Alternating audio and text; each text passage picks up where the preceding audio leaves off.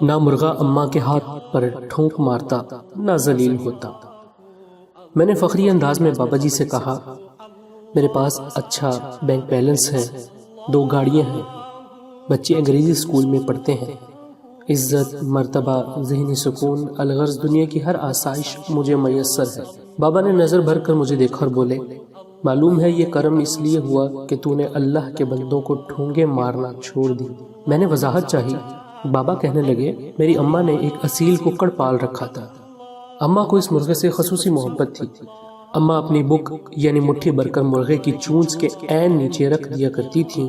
ککڑ چونچ جھکاتا اور جھٹ پٹ 2 منٹ میں پیٹ بھر کر مستیوں میں لگ جاتا۔ میں روز یہ ماجرا دیکھا کرتا اور سوچتا کہ یہ ککڑ کتنا خوش نصیب ہے، کتنے آرام سے بغیر محنت کیے اسے اماں دانہ ڈال دیتی ہیں۔ ایک روز میں صحن میں بیٹھا پڑ رہا تھا کہ حسب معمول اماں آئیں اور دانوں کی بک بھر کر مرغے کی طرف بڑھی۔ اماں نے جیسے ہی مٹھ آگے کی، مرغے نے اماں کے ہاتھ پر ٹھونک یعنی چونچ مار دی۔ اماں نے تکلیف سے ہاتھ کو جھٹکا تو دانے پورے صحن میں بکھر گئے۔ اماں ہاتھ سہلاتی اندر چلی گئی اور ککڑ جو ایک جگہ کھڑا ہو کر آرام سے پیٹ بھرا کرتا تھا، اب وہ پورے صحن میں بھاگتا پھر رہا تھا، کبھی دائیں جاتا، کبھی بائیں، کبھی شمال تو کبھی جنوب۔ سارا دن مرغا بھاگ بھاگ کر دانے چگتا رہا، تھک بھی گیا اور اس کا پیٹ بھی نہیں بھرا۔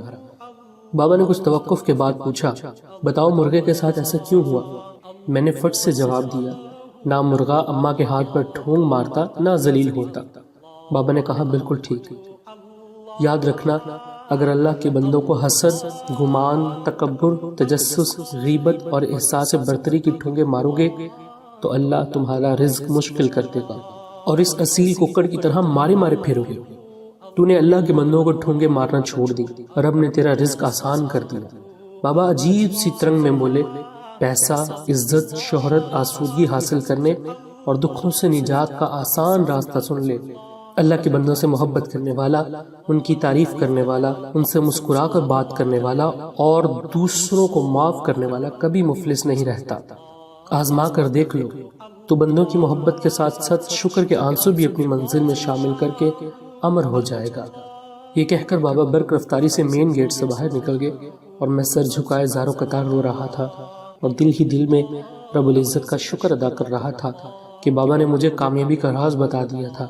اللہ ہمیں آسانیاں عطا فرمائے اور آسانیاں تقسیم کرنے کا شرف بخشے۔